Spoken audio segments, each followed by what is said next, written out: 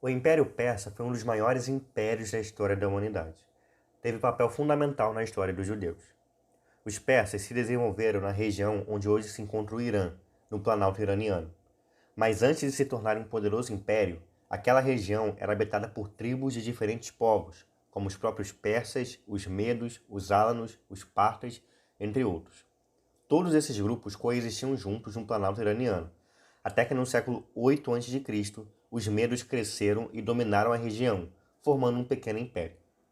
Os persas eram um dos povos sob o domínio dos medos, e no século 6 a.C. eles se rebelaram contra esse domínio. O líder da rebelião se chamava Ciro II, que uniu os povos dali, formando um exército, e conseguiu derrotar os medos e assumir o poder no ano de 550 a.C. Após a vitória, Ciro II ficou conhecido como Ciro o Grande e fundou uma capital para seu império, a cidade de Passárgada. A cultura e organização social persa era diretamente ligada ao pensamento religioso. Eles acreditavam, por exemplo, que o poder do rei era dado pelos deuses. O rei e a família dele eram o topo da sociedade e abaixo estavam os sacerdotes e os nobres, seguidos dos comandantes militares. A religião persa inicialmente foi politeísta, isto é, cultuava vários deuses. No entanto, essa cultura sofreu uma profunda alteração por meio das pregações de Zoroastro, um profeta antigo. Segundo ele, existia apenas uma divindade, Ahura Mazda, que deveria ser seguido e cultuado.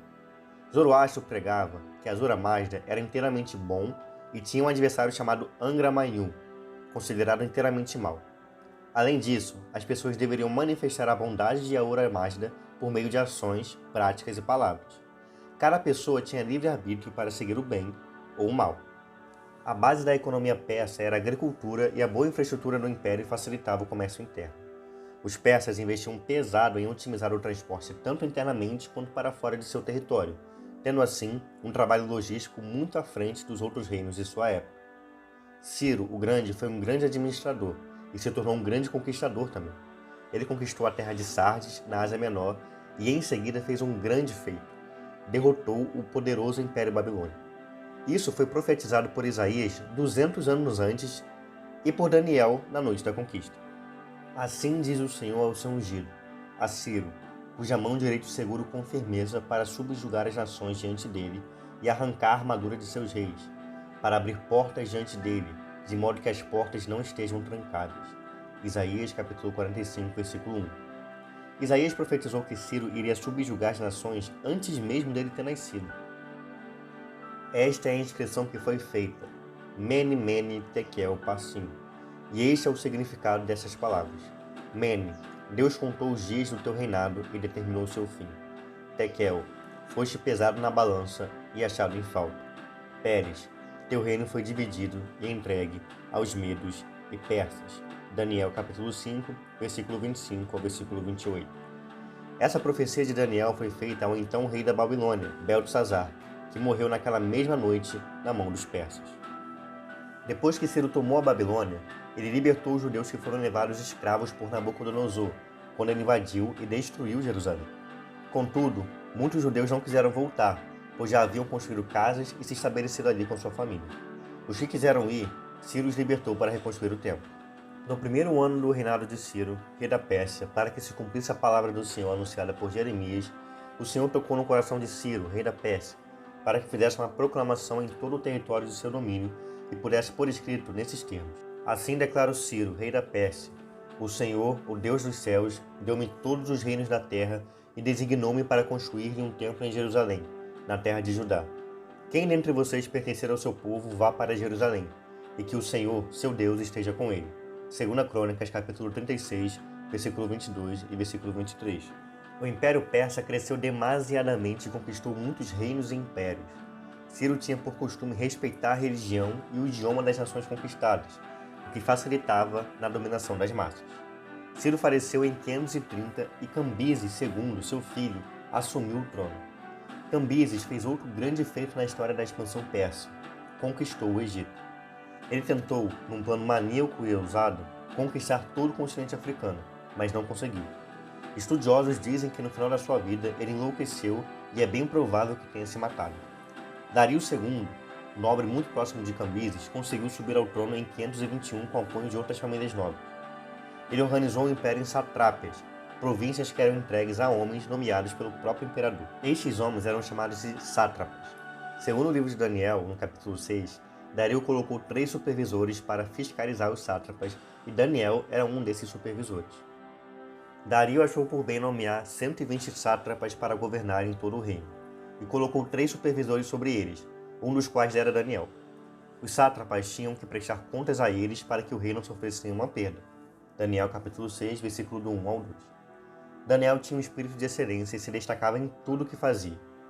Por isso, Dario queria colocá-lo como governador de todo o império e os sátrapas não gostaram. Fizeram de tudo para encontrar algum erro em Daniel, mas ele não tinha falta em nada, era fiel e prudente. Então, os supervisores e os sátrapas convenceram a Dario a emitir um decreto, que ninguém poderia orar para nenhum deus ou homem que não fosse o próprio imperador nos seguintes 30 dias. Se o fizesse, seria jogado na cova dos leões. Daniel orava 3 vezes ao dia e foi jogado na cova dos leões por causa disso. Mas os leões não o devoraram. O imperador mandou pegar os supervisores e os sátrapas que acusaram Daniel e o jogou na cova dos leões, e eles foram despedaçados. Dario experimentou o auge do Império Persa no mundo. Ele estabeleceu uma moeda comum em todo o reino e investiu pesado na comunicação através do sistema de correios em todo o território persa. Mas com muitas terras dominadas, era difícil manter o controle de todos os povos. E algumas cidades gregas da Ásia Menor se rebelaram contra o domínio persa com a ajuda de Atenas. Dario se mobilizou para a Grécia para punir Atenas, iniciando assim a Primeira Guerra Médica em 492 a.C. As tropas enviadas por Dario I tentaram subjugar os gregos, mas a união das cidades gregas fez com que os persas fossem derrotados nesse conflito, o que se concretizou em 490 a.C., durante a Batalha de Maratona. Dario morreu pouco tempo depois e Xerxes I, seu filho, assumiu em seu lugar. Xerxes aparece na Bíblia como rei Assuero, no livro de Ester.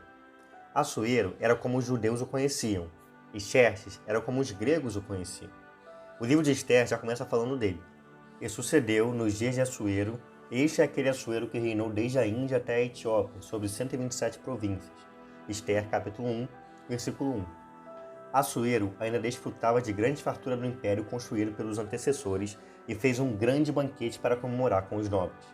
Neste jantar, ele chamou a sua esposa, Vasti, para expor a beleza dela na frente dos príncipes da festa. Ela se recusou e Assuero ficou irado. Ele rompeu o casamento e ordenou que buscassem as mulheres virgens mais bonitas de todo o império para participarem de uma seleção para ser a nova rainha do Império Persa. Neste tempo, havia judeus espalhados por todo o mundo, inclusive na fortaleza de Suzã, onde estava o palácio do rei Assuero. Muitos judeus nem eram percebidos, pois foram transportados para lá há mais de 100 anos antes e já tinham os costumes persas e o idioma falado fluentemente, e muitos deles nasceram lá. Portanto, não havia distinção. Uma das moças escolhidas foi Ester, uma judia que cresceu na fortaleza. Ela foi escolhida para ser a rainha e foi responsável por livrar o povo judeu de um genocídio. Isso porque Assuero exaltou um príncipe que tinha ódio dos israelitas.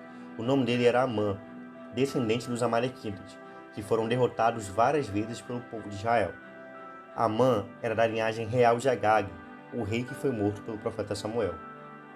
Ele criou um plano para destruir os judeus, mas Ester conseguiu impedir. Assuero quis continuar a expansão do domínio persa pelo mundo, formando uma hegemonia. Ele tentou invadir a Grécia novamente, como fez seu pai, iniciando a Segunda Guerra Médica, mas novamente os persas foram derrotados. Depois dessa guerra, foi assinado um tratado de paz entre gregos e persas conhecido como Paz de Calhas, em 449 a.C. Depois do reinado de Assuero, o Império Persa entrou em decadência, mas sua queda só aconteceu mais de um século depois desse reinado. Aos poucos, o poder dos reis persas foi sendo minado por sátrapas corruptos, pela crise econômica e pela grande quantidade de povos sob o controle do império. O grande responsável pela queda total dos persas foi Alexandre o Grande, rei da Macedônia, que iniciou suas campanhas expansionistas e matou o último rei da dinastia persa, Dario III, em 330 a.C.